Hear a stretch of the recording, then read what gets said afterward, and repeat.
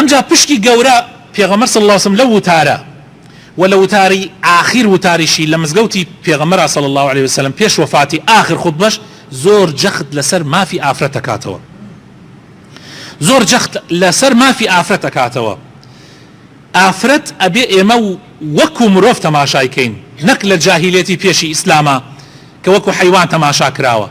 ئافرەت بەشێکە لە ئێمە پێغەمبەر صلی الله عليه وسلم فەرمێ النساء شقائق الرجال وەک سێوێکن کرا بێتم لە دوکتەوە ئەم کوتەکەی پیاوە ئەم کوتەکەی ئافرەتە یەکتری تەواوکردن ڕاستە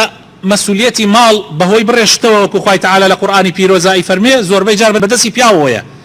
بەس معنای ئەوە نییە ئافرەت ئیهمال کرابێ بەڵکو ئافرەت هاوکارە و لە زۆربەی شتەکانە پرسوڕای پێ ئەکرێ و هەندێک جاریش مەسئولیەتەکەش ئەکەوێتە سەرشانی بەرپرسیارەتەکە کەوێتە سەرشانی ئەو بۆیە ئافرەت و پیاو فەرقیان نییە لە ئیسلامە عەدالەت بەرامبەر بە ئافرەت و پیاو هەیە وەکو یەک مساوات جایە کە یەکسانی طبعا نظامە جاهیلیەکان نەفامیەکانی ئەم سەردەمە ئەڵێ یەکسانی پیاو ئافرەت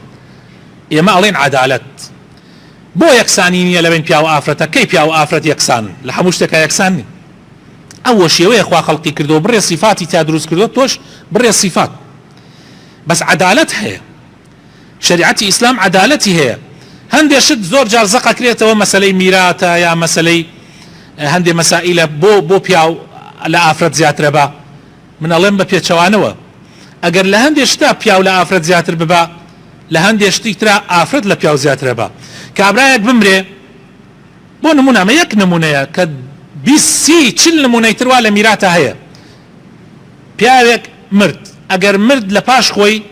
باوکی هەیە و خێزانی هەیە و کچێکی هەیە تەسەورەکەن ئەو باوکە کە باوک ئەو پیاوە بووە کە چەند یەک عەزیەتی پێوە خواردووە تەسەورەکەی زۆر کەمتری بەرەکەوێت تا کچەکەی کچە کوڕ نییە زۆر کەمتری بەرەکەوێت لەو کچە ئەسڵەن ئەو برایە کە چەند ساڵە بەیەکەوە بوون لەگەڵ ئەو پیاوە برایشی هەیە هەر هیچی بەرناکەی مادام کچی هەیە معنای وایە جاری وا هەیە پیاو بەرامبەر بە ژن نیوە وەرەگرێ و جاری وایشێ هەر ئەو ژنە ئەبێتە مای ئەوەی ئەو پیاوە هەر هیچ وەرناگرێ من برامە خوێنمە لە پێناوێ لەوە چ خۆم بم بەکوشت بەس ئەگەر ئەو کچێکی بێ لە زگ دایکیشا بێ من بێبەشەکە لە ماڵەکە سیرکە کەوابوو ئەو قسە درۆیە کە ئەڵێ ئیسلام زوڵمی لە ئافرەت کردە لە میراتە نیوەی ئینەبە ئەوە ئەم مەسائلێکە فەلسفەیەکی تایبەتە ئیسلام دایناوە بۆ پاراستنی عەدالەت هەر کەسێ لە ئیسلام تێنەگەیشت بێ وابی دەکاتەوە جا پێغەمبەری خوا فەرمێ صلی الله عليه وسلم مسلمانان ئاگاتان لێ بێ ئەیها الناس اتقوا الله في النساء لەخوا بترسن لە مەسەلەی ئافرەتە فإنكم إنما أخذتموهن بأمانة الله ئافرەت ئەمانەتی خوایە لای ئێوە سپاردەی خوایە لەلای ئێوە و کاتی ئەبێتە هاوسەرتیش بە ئەمانەت و کەلیمەی خوا بۆتە هاوسەری تۆ واستحللت فروجهن بكلمات الله واستوصوا بالنساء خيرا ئامۆژگاریتانەکەم چاک بن لەگەڵ ژنەکانتانە لەگەڵ کچەکانتانە لەگەڵ خوشکەکانتانە لەگەڵ دایکتانە فإنهن عندكم عوان لا يملكن لأنفسهن شيئا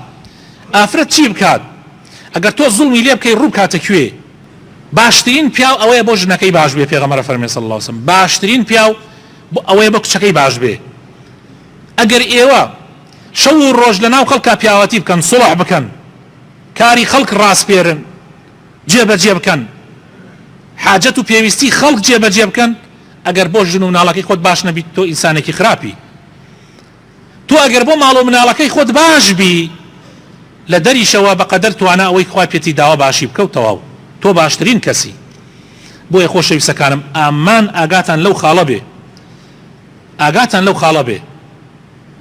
ژن عەبد نییە لە ژێر دەستی ئێمە خوای تەعالا بە وشەیەک ئێمەی گەیاندۆتە یەکتری و حەڵاڵی کردووە لە ژێر چەترێکا لە ژێر سەقفێکا بژین ئەگەر بە دڵت بوو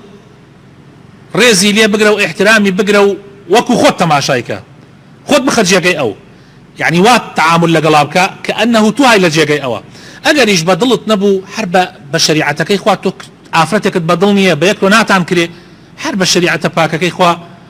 خو حافظي لي يكتريب كنتر ظلمي ناوي بويا أبي آقات لخوت به